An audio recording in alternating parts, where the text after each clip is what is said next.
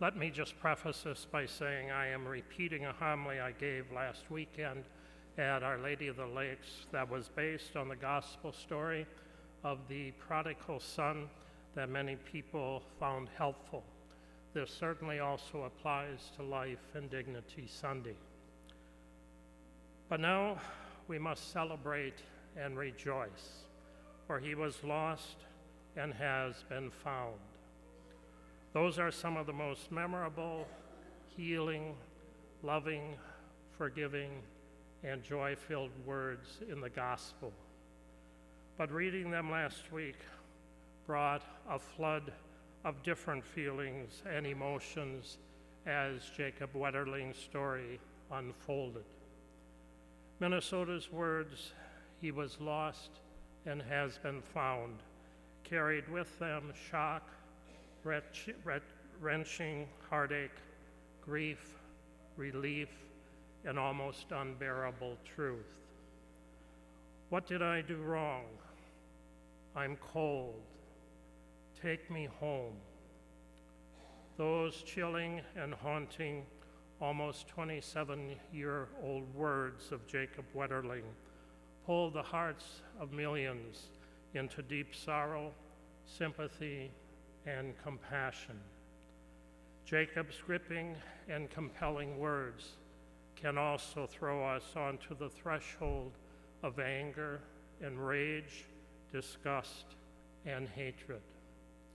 Even the hardest of hearts have had to reflect on the events of these last weeks as Jacob's remains were found and the excruciating details of his killer's confession echoed around the world.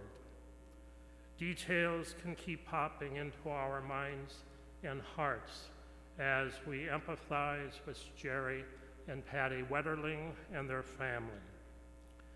Jacob has been in the loving arms of God for almost 27 years, but his parents and family and friends have known almost 27 years of anguish and agonized waiting and wonder. Some might ask, why does a loving God allow such things to happen? How can this be God's will? Again, we have to deal with God's generosity in trusting human beings with free will. None of Jacob's story was God's will. It was all due to human failure and evil human choices by one man using his free will. What happened to Jacob was totally against God's commandments and God's will. Yet the Wetterlings, using their free will, harnessed their love and energy and put forth tremendous efforts and profound hope that changed how missing children's cases are now handled.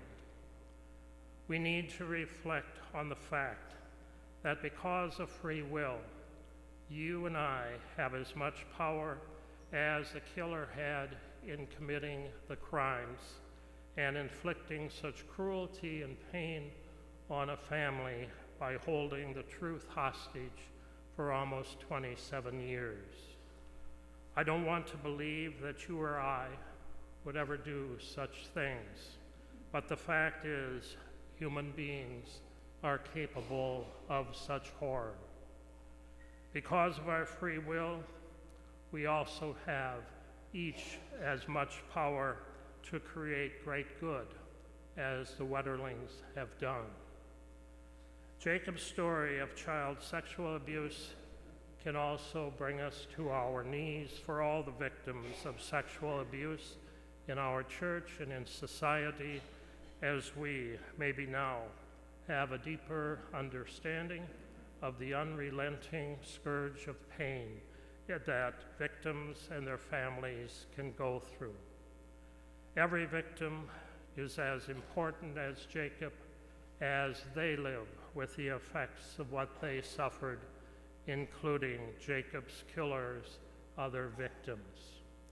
We must hold all sexual abuse victims, missing children, and their families in prayer.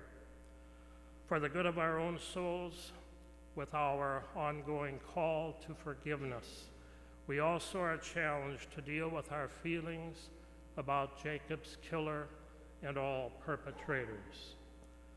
The prodigal son gospel last week just slam dunks us to face God's call to forgive and to face God's extravagant love for each repentant sinner. Even the 15th anniversary of 9/11 calls us to deal with the residue of pain from that terrorist attack when a few men, using their free will, killed thousands and caused such horror. We can carry a lot in our hearts that is not good for us when we cannot forgive others, whether they are repentant or not. The prodigal son's father is portrayed as knowing in depth that forgiving those who wrong us is our only chance for peace.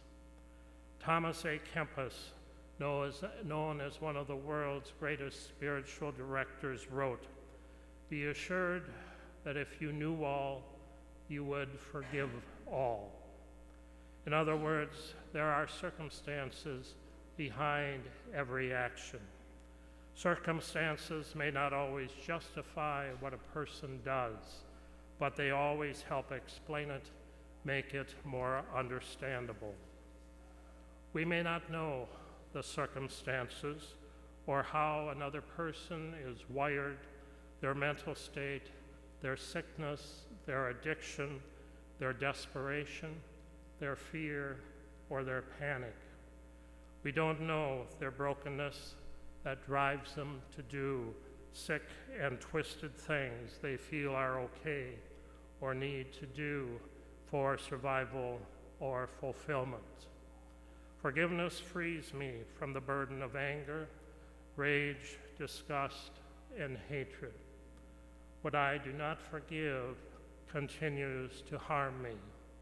It consumes my heart, poisons my mind, drains my energies, and cements my soul. There can be so much to forgive in our personal lives and in our world. God's outrageous, overwhelming, and compassionate love is all that can save any of us in the end. There was a very helpful forgiveness meditation insert included in last week's bulletin. I would encourage you to try to find a little quiet time these next weeks as Jacob's memorial service takes place at St. Ben's, and other public acknowledgments of it will be even at the Vikings game tomorrow night.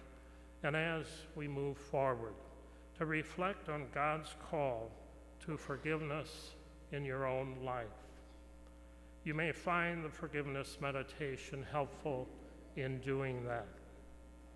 Each of our efforts may help to make this world and our personal lives a little more peaceful. And what can we do for the Wetterlings? In response to that question, the Wetterlings and the Jacob Wetterling Resource Center have asked people to nurture a culture of kindness and compassion and show a commitment to making the world a better place for kids by living with these 11 traits. Be fair, be kind, be understanding, be honest, be thankful, be a good sport, be a good friend, be joyful, be generous, be gentle with others, be positive. To help, you might also make a donation to the Jacob Wetterling Resource Center. As hard as it is, we also have to find comfort in the prodigal son gospel. But now we must celebrate and rejoice, for our brother Jacob was lost and has been found. He is home, thank God.